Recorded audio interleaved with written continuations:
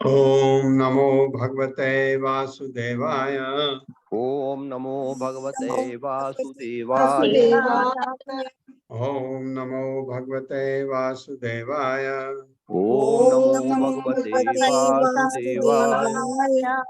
ओम नमो भगवते वासुदेवाय।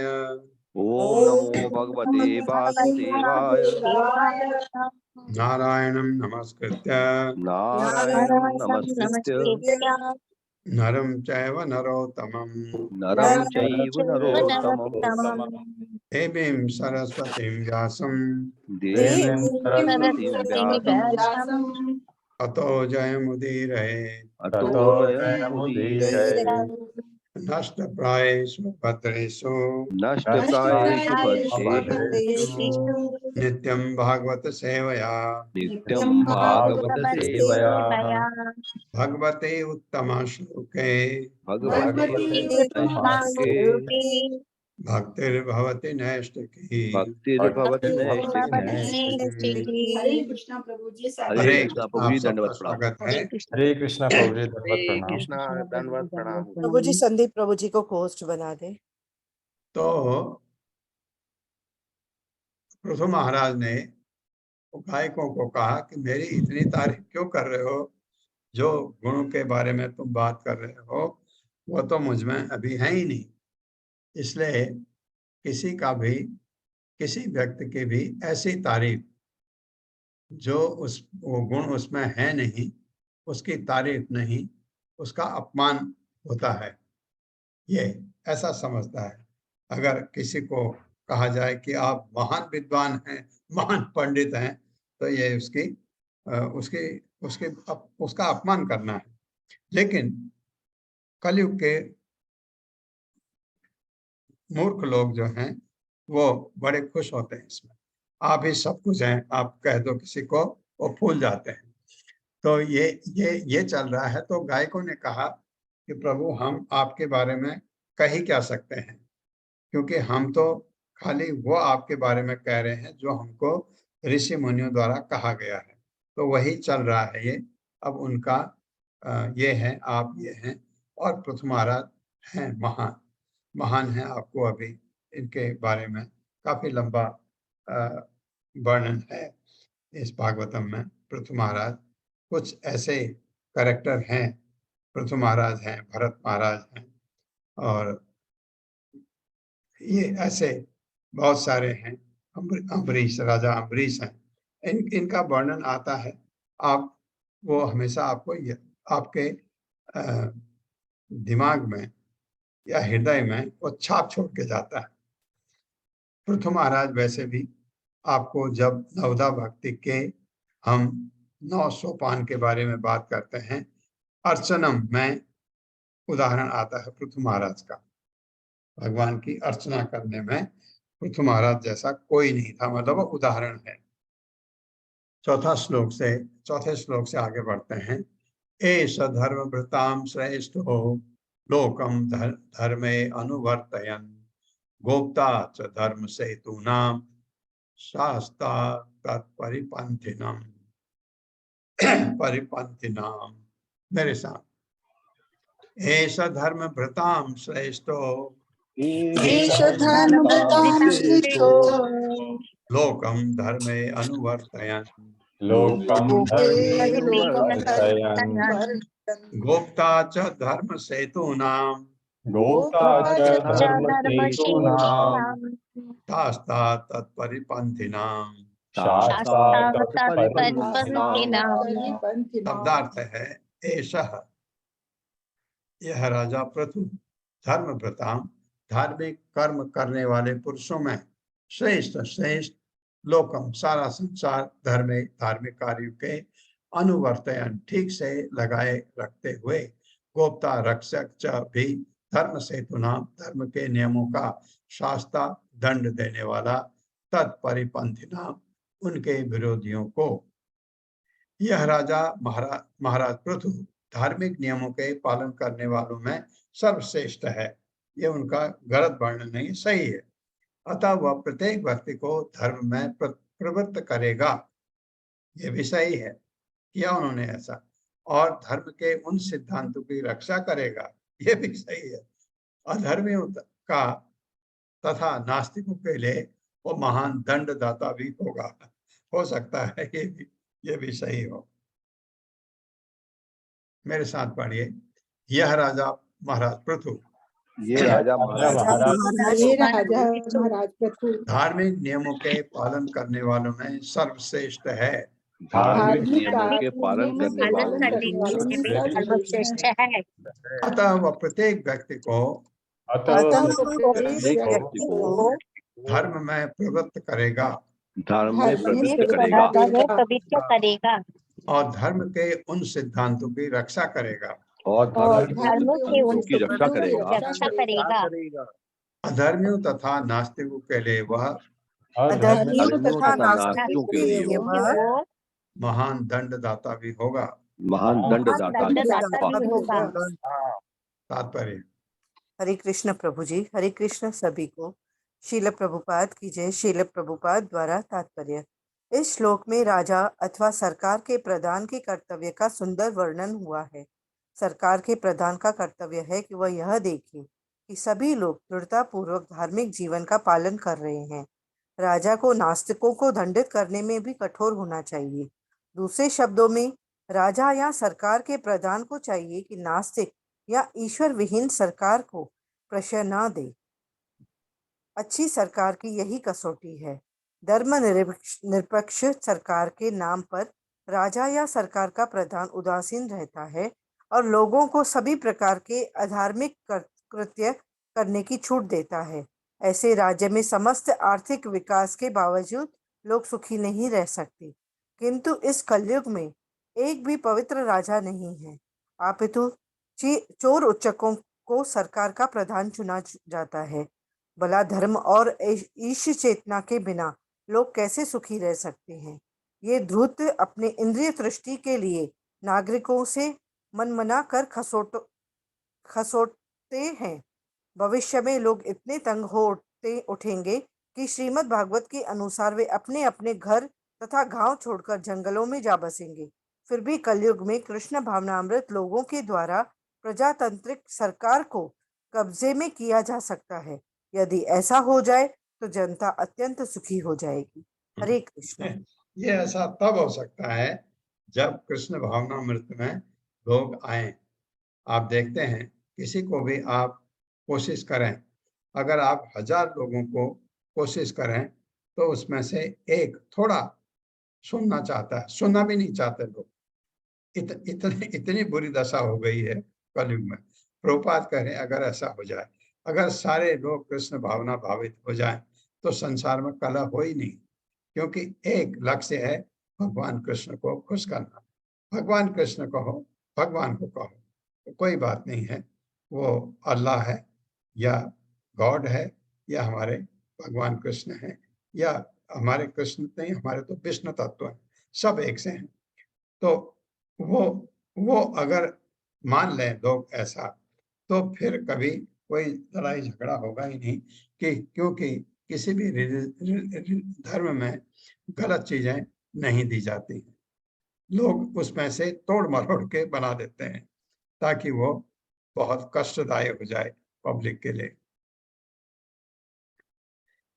एष वै लोकपालानां बिभर्ति एकः तनौ तनु काले काले यथा भागम लोकयोः उभयोर्हितम भी बोल सकते हैं। मेरे साथ पढ़े। एष वै लोकपालानां एष वै लोकपालानां बिभर्ति एकः तनौ तनु बिभर्त्येकः तनोतनुः काले काले यथा भागम काले काले यथा भागम् लोकयोर्भयोर्हितम् लोकयोः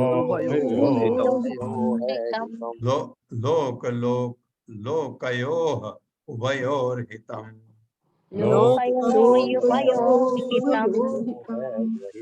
शब्दार्थ है एषः यह राजा वै निश्चय ही लोकपालानां समस्त देवताओं का विभर्ति धारण करता है एक अकेले तनव अपने शरीर में, तनु अनेक शरीर, काले काले यथा समय यथा के अनुसार भागम उचित भाग, लोकयो लोकों का, उभयो दोनों, हितम कल्याण।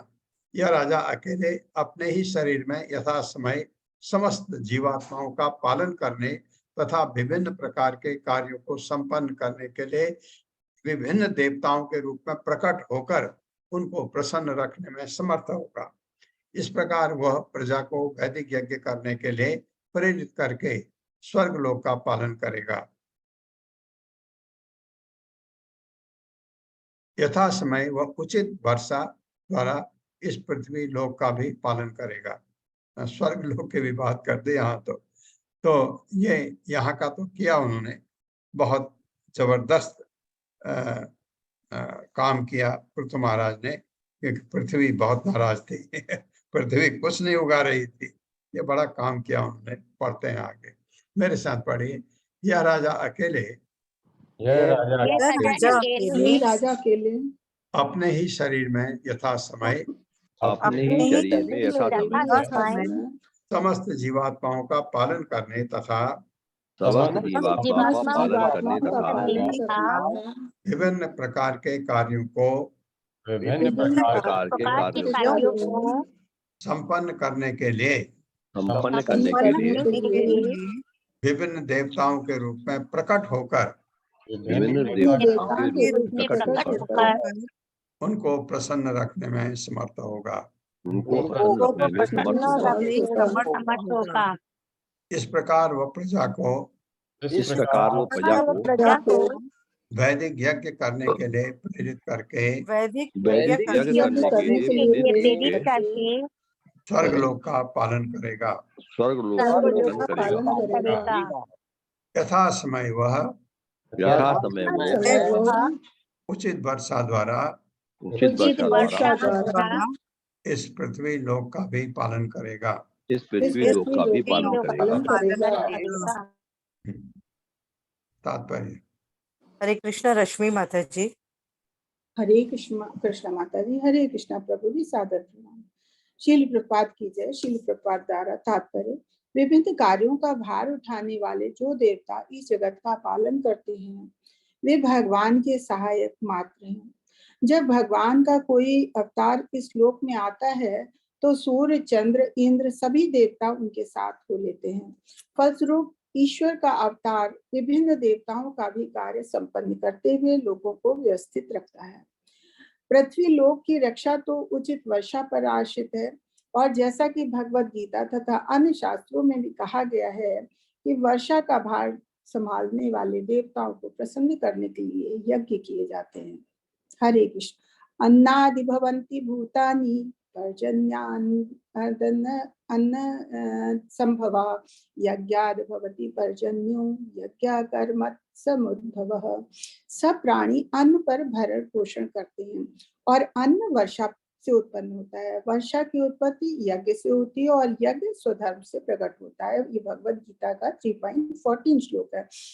इस प्रकार यज्ञ को उचित विधि से संपन्न होना अनिवार्य है। जैसा यहाँ पर इंगित किया गया है कि राजा पृथु अकेले समस्त नागरिकों को ऐसे याज्ञिक कर्म करने के लिए प्रेरित करेंगे जिससे कोई अभाव या कष्ट न रहे।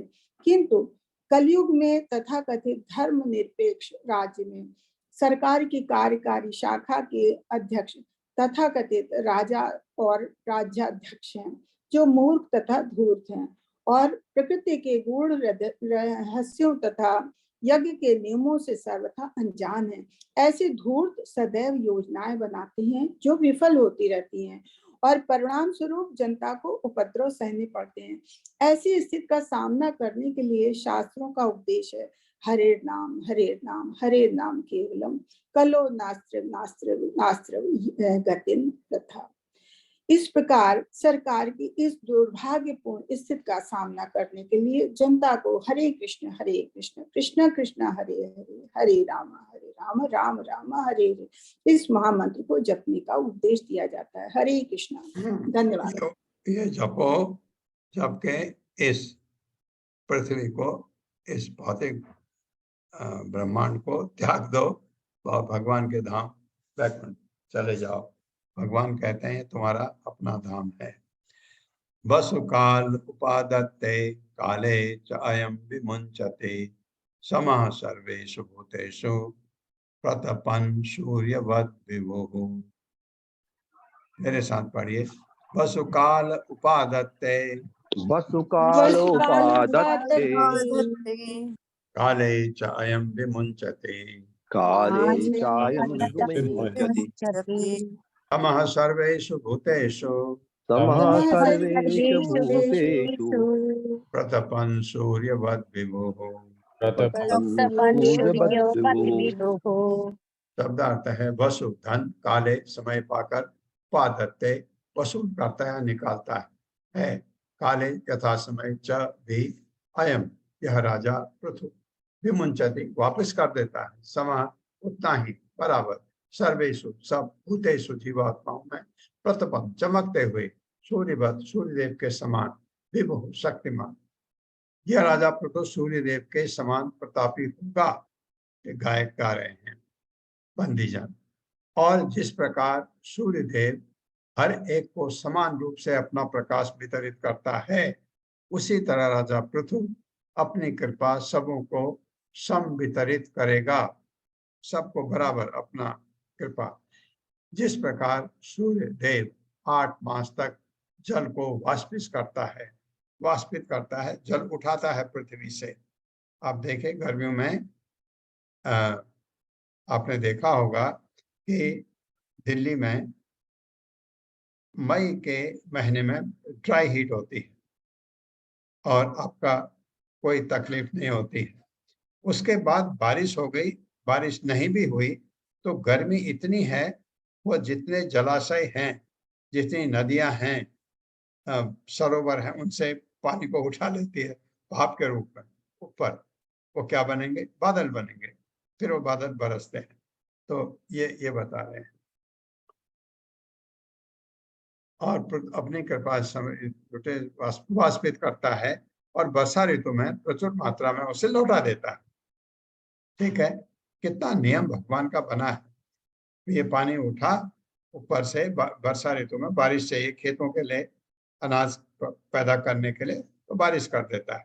ये पानी ज्यादा हो गया समुद्र में चला जाता है, समुद्र में नमक है और वहां वो पानी प्रिजर्व रहता है, क्योंकि नमक जो है प्रिजर्वेटिव है, पानी को सड़ने नहीं देता। तो ऐसा बंदोबस्त है। और इसको बहुत ज्यादा जाड़ों में क्या होता है, ये आप पूरे जितना वाष्प है वो बर्फ में चला जाता है। गर्मी में बर्फ पिघलती है, आपको पानी मिलता है, उसका आप उपयोग कर सकते हैं। ऐसा भगवान का परफेक्ट अरेंजमेंट है। उसी प्रकार राजा भी नागरिकों से कर वसूल करेगा। वो तो राजा करता है क्योंकि उसको राजपाट चलाना है, खर्चा, और लेकिन आवश्यकता के समय इस धन को लौटा देगा। जहां जरूरत पड़ेगी उस धन का इस्तेमाल करेगा, अपने स्वार्थ के लिए नहीं, अपने इंद्र तृप्ति के लिए उस धन का कभी इस्तेमाल नहीं करेगा राजा पृथु। ऐसा आगे भी आएगा। ये मेरे साथ पढ़े। यह राजा पृथु सूर्यदेव के समान यह राजा पृथु ये सूर्यदेव के राजा समान पृथु सूर्यदेव के समान प्रतापी होगा। प्रतापी होगा। प्रतापी होगा। और जिस प्रकार सूर्यदेव हरेक को और जिस जिस प्रकार सूर्यदेव हरेक को समान रूप से अपना प्रकाश वितरित करता है, समान रूप से अपना प्रकाश वितरित करता है, उसी तरह राजा पृथु उसी तरह राजा पृथु अपनी कृपा सबों को अपनी कृपा सबों को सम वितरित करेगा। जिस प्रकार सूर्यदेव जिस प्रकार सूर्यदेव 8 मास तक जल को वाष्पित करता है 8 मास तक को वाष्पित करता है और वर्षा ऋतु में प्रचुर मात्रा में उसको लौटा देता है, और वर्षा ऋतु में प्रचुर मात्रा में उसको लौटा देता है, उसी प्रकार यह राजा भी नागरिकों से कर वसूल करेगा और आवश्यकता के समय इस धन को लौटा देगा। तात्पर्य। हरे कृष्ण। पूनम त्यागी माता जी। हरे कृष्ण माता जी। हरे कृष्ण प्रभु जी। दंडवत प्रणाम। तात्पर्य श्री प्रभु के द्वारा प्रभुपाद जी की जय। इस श्लोक में कर वसूल करने की विधि की सुंदर व्याख्या है। कर वसूली तथा कथित प्रशासनिक अध्यक्षों की इंद्रिय तृप्ति के हेतु नहीं होती है। कर से प्राप्त आय को आवश्यकता पड़ने पर यथा दुर्भिक्ष या बाढ़ के समय नागरिकों में बांट देना चाहिए। कर की इस आय को सरकारी रोक को कुछ वेतन तथा अन्य भत्ते देने में कभी भी वे नहीं होने देना चाहिए। किंतु कलयुग में नागरिकों की दशा अत्यंत शोचनीय है, क्योंकि जनता से विविध रूपों में कर संग्रह किया जाता है, किंतु प्रशासनिकों को की व्यक्तिगत सुविधाओं में उसका व्यय किया जाता है। इस श्लोक में सूर्य का उदाहरण अत्यधिक है। सूर्य पृथ्वी से लाखों मील दूर है और यदि वह सूर्य का स्पर्श नहीं करता तो भी सागरों से पृथ्वी का स्पर्श नहीं करता तो भी सागरों से जल ग्रहण करके वर्षा ऋतु में तक लोक की भूमि से इसे वितरित करके भूमि को उपजाऊ बनाता है। एक आदर्श राजा के रूप में राजा प्रभु राज्य के ग्राम ग्राम में सूर्य के समान ही निपुणता से यह कार्य करेगा। धन्यवाद। हरे कृष्ण। हरे कृष्ण। तितिक्षते अक्रमं वैन्य उपरि आक्रमताम अपि भूतानां करुणः शश्वत् आर्तानां क्षितिवृत्तिमान्। मेरे साथ पढ़िए। तितिक्षते अक्रमं वैन्य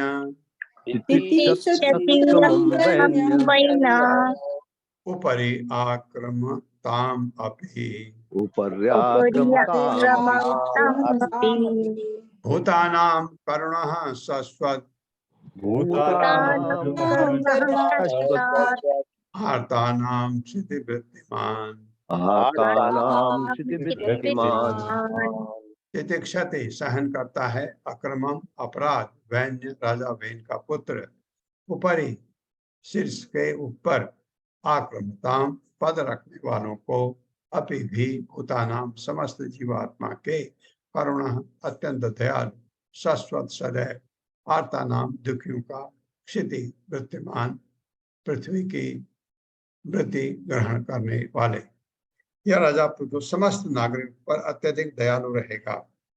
यदि एक दीन पुरुष विधि विधानों की अवहेलना करके राजा के सिर पर अपना पांव रख दे तो भी राजा अपनी अहेतु की कृपा से उस पर ध्यान न देकर क्षमा कर देगा। जगत के रक्षक के रूप में यह पृथ्वी की ही भांति सहिष्णु होगा। पृथ्वी बहुत ही सहिष्णु होती है ना। मेरे साथ पढ़े। यह राजा पृथु समस्त नागरिकों पर अत्यधिक दयालु रहेगा। समस्त नागरिकों पर अत्यधिक दयालु रहेगा। यदि एक दीन पुरुष विधि विधानों की अवहेलना करके राजा के सिर पर अपना पांव रख दे तो भी राजा अपनी अहेतु की कृपा से उस पर ध्यान न देकर क्षमा कर देगा। जगत के रक्षक के रूप में यह पृथ्वी के ही भांति सहिष्णु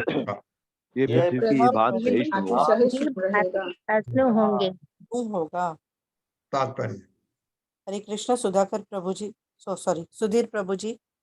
हरे कृष्णा। धन्यवाद, प्रणाम सभी को। शील प्रभुपाद जी की जय। शील प्रभुपाद जी के द्वारा यहाँ पर राजा पृथु की सहनशीलता की तुलना पृथ्वी से की गई है। यद्यपि पृथ्वी सदैव मनुष्यों तथा पशुओं द्वारा पद दलित होती रही है तो भी वह अन्न, फल, शाक इत्यादि उत्पन्न करके उन्हें भोजन देती है। आदर्श राजा के रूप में महाराज पृथु की तुलना पृथ्वी से की गई है, क्योंकि भले ही कुछ नागरिक राज्य के विधि विधानों का उल्लंघन करें तो भी वह सहिष्णु बनकर अन्न तथा फल से उनका पालन करेगा। दूसरे शब्दों में अपनी सुविधाओं की परवाह न करते हुए नागरिकों को सुविधाओं का ध्यान रखना राजा का कर्तव्य है। किंतु कलयुग में ऐसा नहीं होता है। कलयुग में तो राजा तथा राज्य के प्रधान तथा राज्य के नागरिकों से कर संग्रह करके उसका व्यय अपने सुखोपभोग में करते हैं। ऐसे अन्यायपूर्ण कर संग्रह से लोग बेईमान हो जाते हैं और अपनी आय को तरह तरह से छिपाने लगते हैं। अंततः राज्य उनसे कर संग्रह नहीं कर सकेगा और प्रभु सैनिक तथा प्रशासनिक खर्चों की पूर्ति भी नहीं हो सकेगी, सारी व्यवस्था बैठ जाएगी और राज्यभर में उपद्रव तथा अशांति उत्पन्न हो जाएगी। हरे कृष्णा। धन्यवाद। ये जो प्रभुपाद कह रहे हैं, अगर ऐसा हो, एक्चुअली क्या है कि जो शासक हैं, शासक वर्ग, अभी क्या है, जितने भी बनते हैं पैसा बनाने के लिए, लेकिन वो सेवा के लिए होता है। एक्चुअली ये जो आप देखते हैं, इतने मंत्री हैं, इतने एमपीज हैं, एमएलए हैं, ये काम बहुत ही कठिन काम है, ये सेवक का काम है। उनको सेवा, जो सेवा का भाव जिसमें है वही जा सकता है। दो चीजें हैं, एक तो जिसमें शासन करने की क्षमता है, दूसरा जिसमें सेवा भाव है। अपने लिए नहीं, जनता के लिए सेवा करनी है, तो इसलिए क्या था, पहले उनको बहुत कम पगार मिलती थी, थोड़ा बहुत पैसा मिलता था, ताकि उनको अपने को भी मेंटेन करना है, फैमिली उनकी मेंटेन करनी है, इसलिए बहुत कम उनकी सैलरी होती थी। बाद में उनकी जो ये अहंकार जो है आया उनमें कि अरे, हमारी तनख्वाह तो चपरासी के बराबर है, हम चपरासी थोड़ी हैं, ऐसा अहंकार आया उनमें। सैलरी 10 गुना बढ़ गई, अभी उनकी सैलरी सबसे ऊपर है। तो उसके अलावा भी आप देखते हैं, आपको कुछ शासक दिखते हैं जो बहुत गरीब थे पहले, अभी वो इतने अमीर हैं। कहाँ से आया इतना पैसा? आप देखते हैं ना, एक तो सैलरी से आया, वो भी काफी मिलती है, उससे भी बनता है। तो लेकिन जैसे सैलरी से भी बढ़ा चढ़ा करके आप करेंगे, 50-60 करोड़ आप कमा सकते हैं मेरे ख्याल से कुछ सालों में, क्योंकि बहुत सुविधाएं होती हैं। उनको वो सुविधाएं नहीं होनी चाहिए, क्योंकि वो सेवक है। उनकी बिजली फ्री, उनका टेलीफोन फ्री, टेलीफोन को फ्री मान भी सकते हैं, क्योंकि उनको बहुत लोगों को टेलीफोन करने होते हैं। जो भी है, मैं ये नहीं कह रहा हूं, लेकिन अगर उनकी 10 साल में आमदनी 200 करोड़ हो जाती है, तो ये तो गलत है ना। कहाँ से ये लग, तो ये पैसा अनप्रोपोर्शनेटली जा रहा कहीं एक जगह। तो क्या होता है, जो पैसा जनता के लिए, सेवा के लिए था, वो पैसा कहीं और चला गया। इसका वर्ण प्रभुपाद इसलिए ये चीज बोल रहे हैं कि ऐसे होने से, ऐसा होते एक बार ऐसा होगा कि जो आपके इनकम टैक्स जाता है आजकल, या और टैक्सेस भी हैं, वो टैक्स जा करके सरकार के पास पैसा आता है, उससे चलाते हैं। सरकार को पैसा चाहिए, टैक्स जरूर देना चाहिए हमको, और वो क्योंकि उसी से सब कुछ चलता है। लेकिन उसका प्रभुपाद ने देखा कि ऐसा कहीं हुआ है, तो इसलिए उसका वर्णन प्रभुपाद कर रहे हैं कि ऐसा समय आ सकता है जब कि पगार मिलना मुश्किल हो सकता है, अगर ऐसा होगा एक। और जो, हालांकि प्रभुपाद इस चीज से बिल्कुल नहीं मानते इस चीज को, और मैं जो सोचता हूँ कि हमारी आबादी हमारी देश के लिए खतरनाक हो गई है। एक आबादी के लिए देश बना है, जितना आपका क्षेत्रफल है उससे ये कहीं ज्यादा हो गई है। तो ये थोड़ा सा खतरा लगता है मुझे देश के लिए, क्योंकि आबादी इतनी इस देश के नहीं होनी चाहिए। देवे अवर्षति असौ देवो नरदेव वपुः हरिः कृच्छपाणा प्रजा हि एषा रक्षिष्यति अंजस इंद्रवत। अंजस से इंद्रवत में अंजसा इंद्रवत पढ़ सकते हैं। देवे अवर्षति असौ देवो देवे नरदेव वपुः हरिः नरदेव वपुर्हरिः कृच्छप्राणा प्रजा हि एषा कृच्छ्रप्राणः प्रजा रक्षिष्यन्ति अंजसा इंद्रवत। रक्षिष्यते इंद्रवत्। अंजसा इंद्रवत्।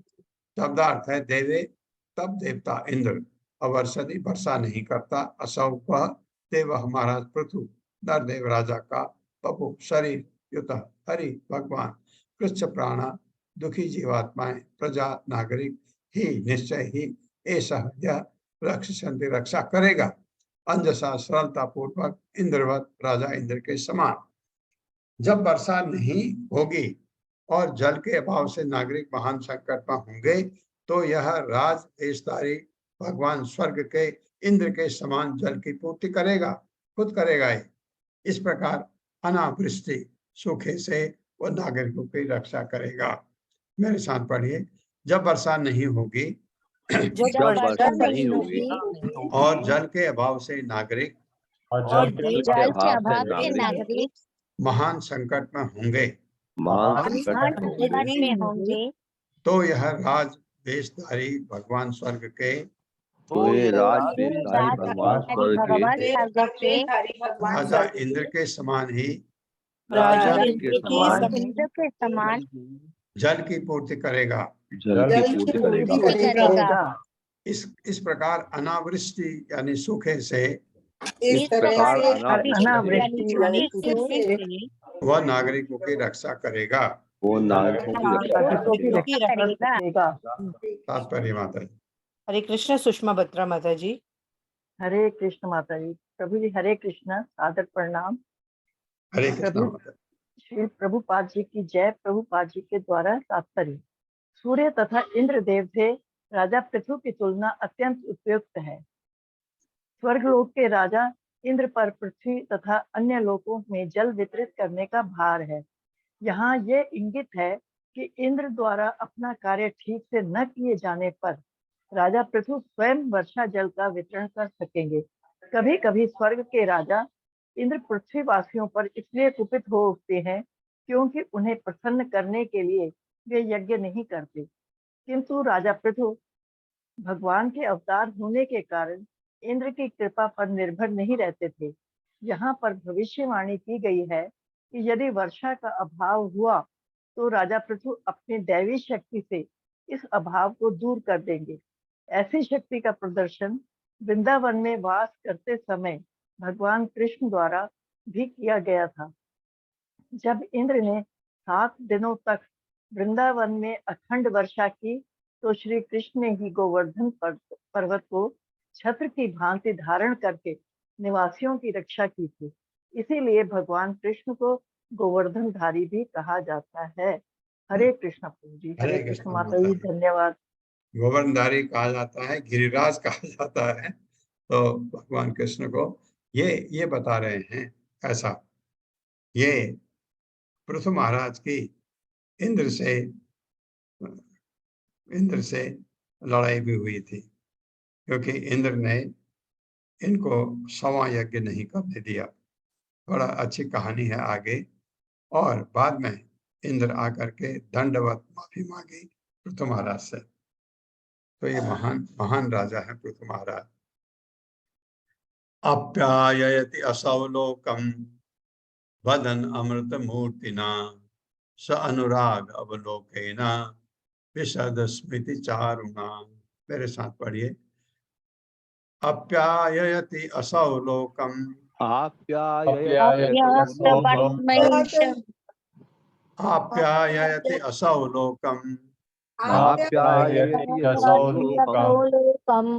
वदन अमृत मूर्तिना स अनुराग अवलोकेना विशद स्मित चारुणा। शब्दार्थ है आप्यायति बढ़ाता है, असौ वह, लोकम संपूर्ण संसार, वदन अपने मुखमंडल से, अमृत मूर्तिना चंद्रमा सदृश, स अनुराग वत्सल प्यारी, अवलोकेन चितवन से, विशद चमकीली, स्मित मंदहास मुस्कान, चारुण मनोहर। यह राजा पृथु महाराज अपनी प्यारी चितवन तथा अपने चंद्रमा सदृश मुखमंडल से जो नागरिकों के लिए अत्यधिक प्यार से सदैव हंसता रहता है, सबों के शांत जीवन में और वृद्धि करेगा। मेरे साथ पढ़िए। यह राजा पृथु महाराज यह राजा पृथु राजा महाराज महाराज अपनी प्यारी चितवन तथा अपनी प्यारी चितवन तथा अपने चंद्रमा सदृश मुखमंडल से अपने चंद्रमा सदृश मुखमंडल से मुखमंडल से जो नागरिकों के लिए अत्यधिक जो नागरिकों के लिए अत्यधिक प्यार से सदैव हंसता रहता है, प्यार से सदैव हंसता रहता है, प्रभु के शांत जीवन में प्रभु के शांत जीवन में और वृद्धि करेगा। और वृद्धि करेगा। ये जो पृथु महाराज थे, पृथु महाराज बहुत ही सुंदर शरीर के थे। जैसे एक पुरुष का शरीर होता है जो पुष्ट एकदम बहुत सुंदर, उतने ही सुंदर दिखते थे पृथु महाराज। तो उनकी चितवन कितनी सुंदर होगी आप इमेजिन कर सकते हैं, और जनता के लिए हमेशा उनकी चितवन रहती थी।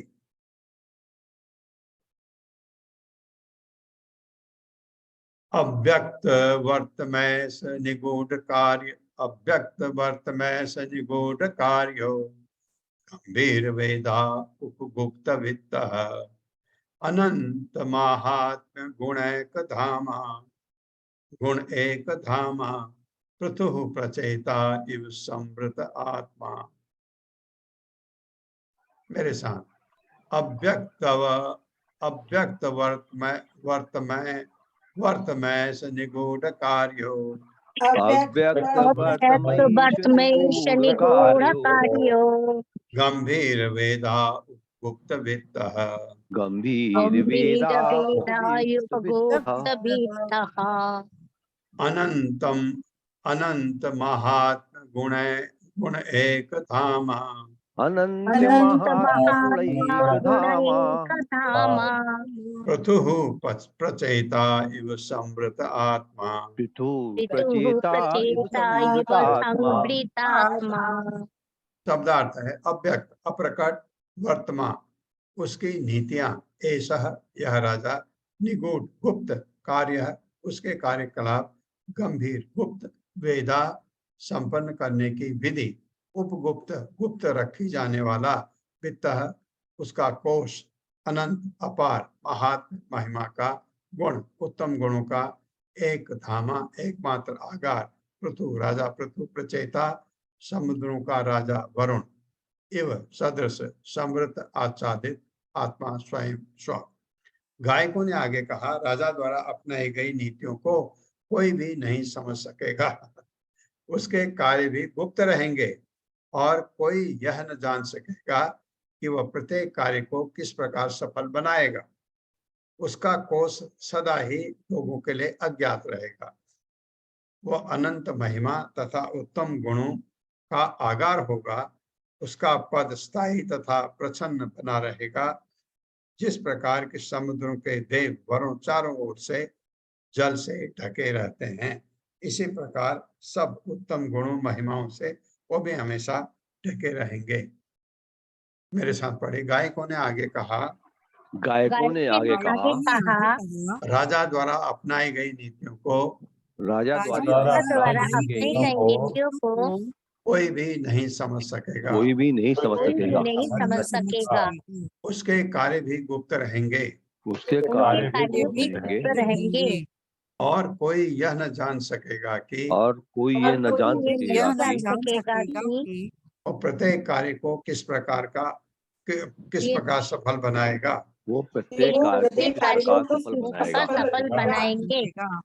उसका कोष सदा ही लोगों से अज्ञात रहेगा, उसका कोष सदा ही लोगों से अज्ञात रहेगा। वो अनंत महिमा तथा उत्तम गुणों का आगार होगा, वो अनंत महिमा तथा उत्तम गुणों का आगार होगा।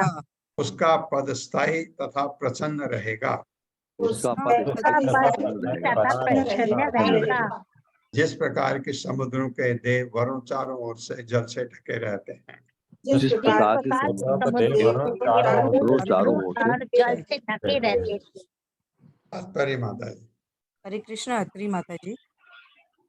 हरे कृष्ण। तात्पर्य, श्रील प्रभुपाद के जय। श्रील प्रभुपाद के द्वारा सभी भौतिक तत्वों का एक एक अधिष्ठाता देव होता है।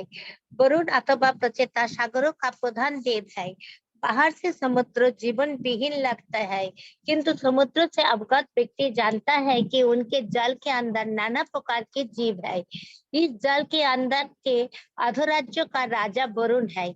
जिस प्रकार कोई ये नहीं जान पाता कि समुद्रों के नीचे क्या हो रहा है, उसी प्रकार कोई ये नहीं समझ पा रहा था कि राजा पृथु कौन सी नीतियां अपनाकर प्रत्येक काम को सफल बना रहे थे।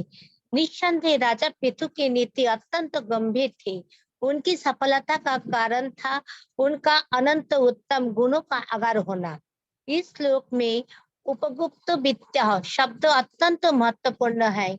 इससे सूचित होता है कि कोई ये नहीं जान पाएगा कि राजा पृथु के पास गुप्त रीति से कितना धन है। कहने का उद्देश्य ये है कि न केवल राजा को वरन हर व्यक्ति को अपनी कड़ी मेहनत से अर्जित संपत्ति गुप्त रीति से रखनी चाहिए, जिससे आवश्यकता के समय उसका सदुपयोग सत्कार्यों के लिए हो सके। किंतु कलियुग में राजा या सरकार के पास सुरक्षित कोष नहीं रहता और कागज के बने नोट की मुद्रा विनिमय के साधन है।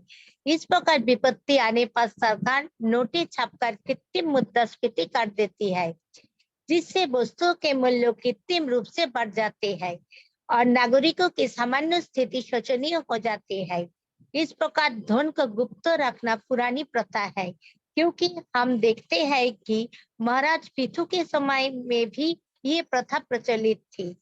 जिस प्रकार राजा को अपना कोष गुप्त रखने का अधिकार है, उसी प्रकार मनुष्यों को भी चाहिए कि वे अपने व्यक्तिगत कमाई की गुप्त रखे। ऐसा करने में कोई दोष नहीं है। मुख्य बात यह है कि हर एक को वर्णाश्रम धर्म प्रणाली की शिक्षा दी जानी चाहिए, जिससे धन का व्यय केवल अच्छे कार्यों में किया जा सके, अन्य किसी में नहीं। हरे कृष्ण। हरे कृष्ण। दुरासदो दुर्विशः आसन्नो अपि विदुरवत् न एव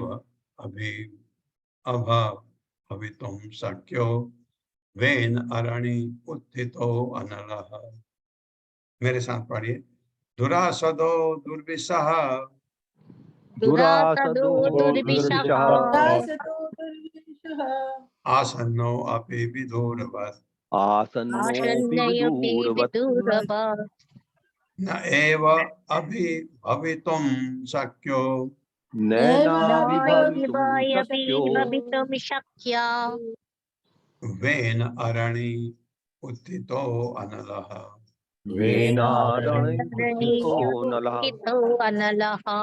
शब्दार्थ है दुरासदः पास तक न पहुंचा जाने योग्य, दुर्विशः दुसह आसन्न समीप कर, अपि यद्यपि विदुरवत मानो अत्यंत दूर, न कभी नहीं एवं निश्चय ही अपि भवितुम जीते जा सकने के लिए शक्य समर्थ वेन राजा वेन अरणि अग्नि उत्पन्न करने वाले काष्ठ से उत्थितः उत्पन्न अनलः अग्नि। राजा पृथु का जन्म राजा वेन के मृत शरीर से उसी प्रकार हुआ जिस प्रकार अरणि से अग्नि उत्पन्न होती है। अतः राजा पृथु सदैव अग्नि के समान रहेंगे, ये गायक लोग कह रहे हैं, और उनके शत्रु उनके पास तक नहीं पहुंच पाएंगे। निसंदेह वे अपने शत्रुओं के लिए दुस्सह होंगे, असहनीय होंगे। वे उनके पास रहकर भी उनके पास नहीं पहुंच पाएंगे, मानो वे दूर रहने के लिए बने हों। कोई भी राजा पृथु को हरा नहीं सकेगा। मेरे साथ पढ़िए। राजा पृथु का जन्म राजा वेन के मृत शरीर से उसी प्रकार हुआ जिस प्रकार अरणि से अग्नि उत्पन्न होती है। अतः राजा पृथु सदैव अग्नि के समान रहेंगे। अतः राजा पृथु सदैव अग्नि के समान रहेंगे और उनके शत्रु उनके पास तक नहीं पहुंच पाएंगे। निसंदेह वे अपने शत्रु के लिए दुस्सह होंगे।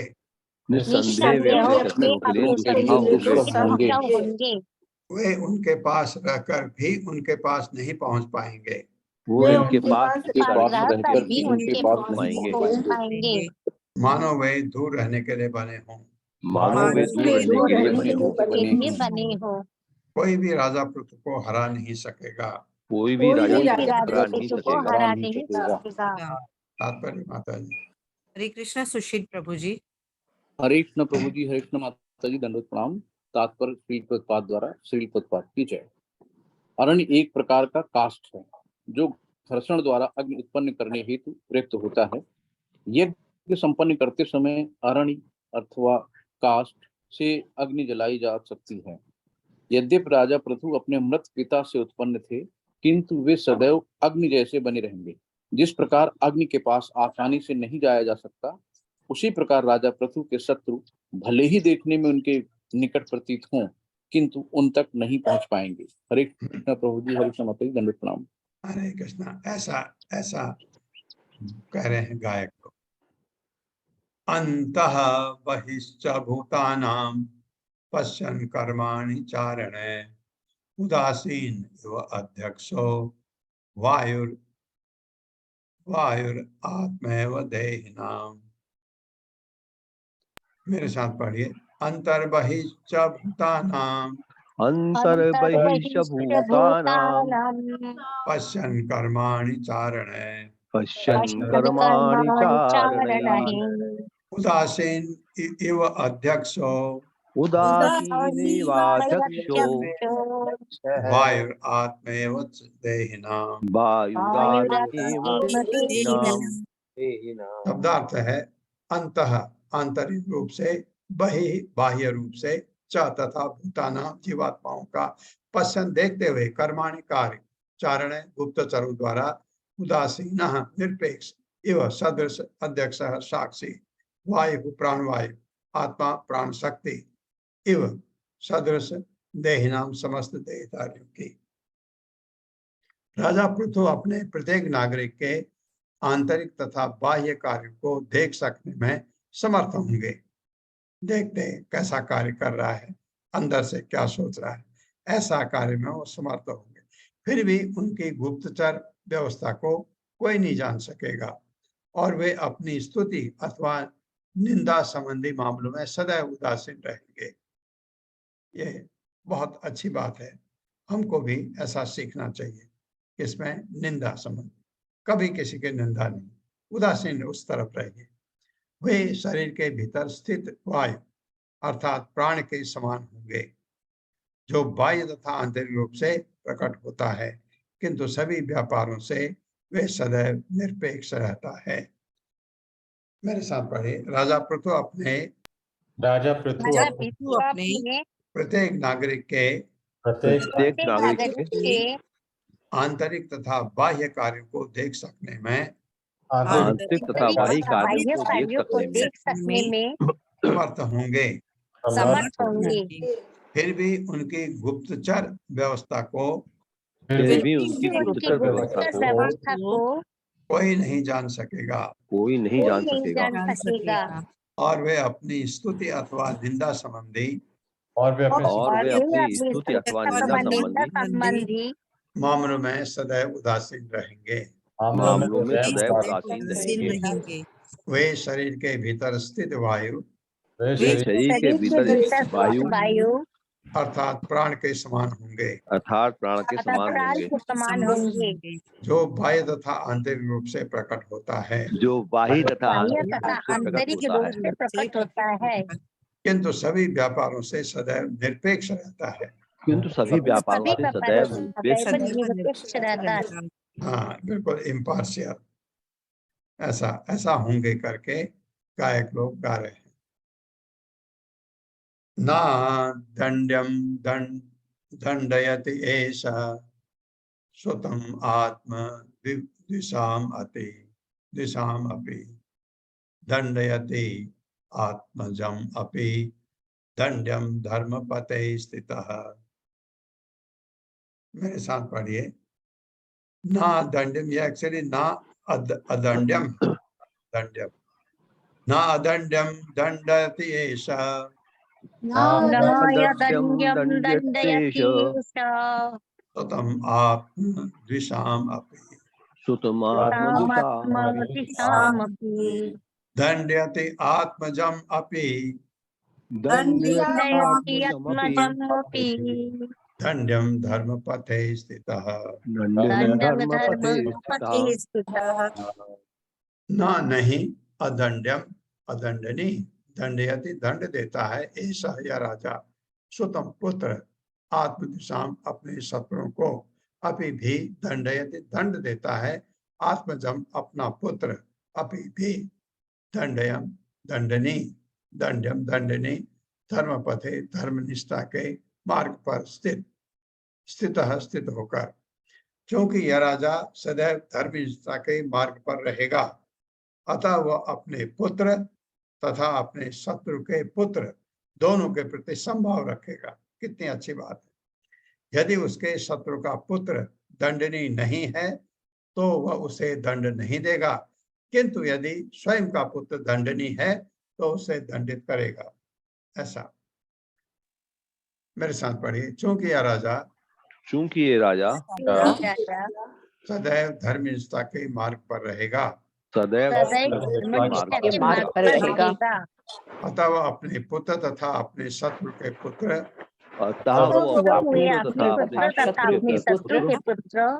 दोनों के प्रति संभाव रखेगा। यदि उसके पुत्र शत्रु का पुत्र दंडनीय नहीं है यदि उसके शत्रु का पुत्र दंडनीय नहीं है तो वह उसे दंड नहीं देगा,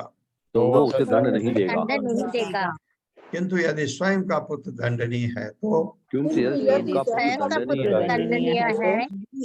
उसे दंडित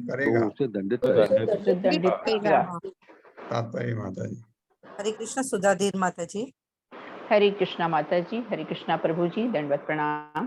श्री प्रभुपाद जी की जय। तात्पर्य श्री प्रभुपाद जी के द्वारा। ये निष्पक्ष शासक के लक्षण हैं। शासक का कर्तव्य है कि वह अपराधी को दंड दे और निर्दोष को प्रश्रय दे। राजा पृथु इतने निरपेक्ष थे कि यदि उनका अपना पुत्र भी दंडनीय हो तो उसे दंड देने में नहीं हिचकते थे। दूसरी ओर यदि उनके शत्रु का पुत्र निर्दोष हो तो उसे दंड देने के उद्देश्य से किसी मामले में नहीं फंसाते थे। बहुत बहुत धन्यवाद माता जी। हरे कृष्णा। हरे कृष्णा।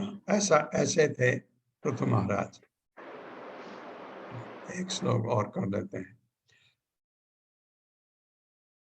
अस्य अप्रतिहतं चक्रम पृथो आमानस अचलात् वर्तते भगवान अर्को यावत् पति गो गणे। मेरे साथ। अस्य अप्रहितं चक्रम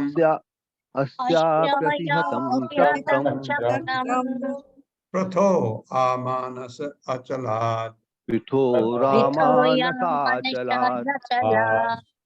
वर्तते भगवान अर्को यावत् तपति गो गणे। या तो इसको पढ़े यावत् तपति गो गणे या यावत् तपति, क्योंकि दो तो है ना बीच में।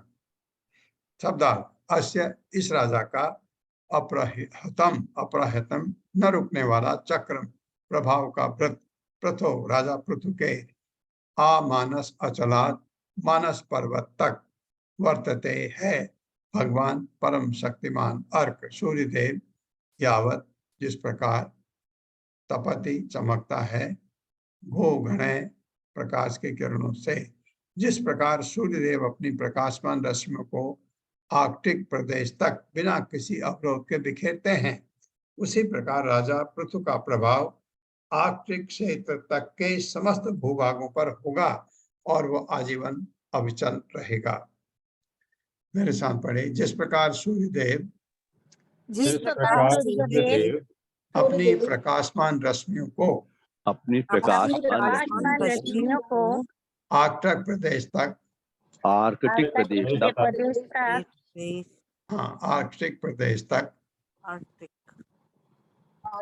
प्रदेश तक बिना किसी अवरोध के बिखेरते हैं, बिना किसी बिना अवरोध किसी के अवरोध बिखेरते के हैं, बिखरते हैं। उसी प्रकार राजा पृथु का प्रभाव उसी उसी प्रकार प्रकार राजा राजा पृथु का पृथु का प्रभाव प्रभाव आर्कटिक क्षेत्र तक के आर्कटिक क्षेत्र तक के समस्त भूभागों पर होगा समस्त भूभागों पर होगा और वह आजीवन अविचल रहेगा। और वो आजीवन आजीवन अविचल रहेगा। तात्पर्य माता जी। हरे कृष्णा। तात्पर्य हरे कृष्णा संदीप प्रभु जी। हरे कृष्णा प्रभु जी। हरे कृष्णा सभी को। तात्पर्य श्रीला प्रभुपाद के द्वारा। श्रीला प्रभुपाद की जय। यद्यपि सामान्य जनों को आर्कटिक प्रदेश नहीं दिखता, किंतु सूर्य वहां बिना रोक टोक के चमकता है। जिस प्रकार कोई भी मनुष्य सूर्य प्रकाश को विश्व भर में फैलने से नहीं रोक सकता, उसी प्रकार राजा पृथु के शासन तथा प्रभाव को कोई नहीं रोक सकता। वह तो आजीवन अविचलित रहेगा। निष्कर्ष यह है कि ना तो सूर्य तथा उसके प्रकाश को एक दूसरे से विलग किया जा सकता है, ना ही राजा पृथु को उसकी शासन शक्ति से। हर व्यक्ति के ऊपर उसका शासन अविचल भाव से चलता रहेगा। इस प्रकार राजा को उसकी शासन शक्ति से पृथक नहीं किया जा सकता है। राजा को उसके शासन शक्ति से पृथक नहीं किया जा सकता। तो इनका वर्णन फिर परसों सुनेंगे आगे। ओम अज्ञान तिमिरांधस्य ज्ञानांजन शलाकया चक्षुरुन्मिलितं तस्मै श्री गुरुवे नमः। नमो विष्णुपादाय कृष्ण पृष्ठाय भूतले श्रीमते भक्ति वेदांत स्वामिनिते नामिने। नमस्ते सारस्वती देवे गौरवाणी प्रचारिणे निर्विशेष शून्यवादी पाश्चात्य देशतारिणे। जय हो श्री कृष्ण चैतन्य प्रभु नित्यानंद श्री अद्वैत गदाधर शिवासादि गौर भक्त वृंद। हरे कृष्णा कृष्ण कृष्ण हरे हरे, हरे राम राम राम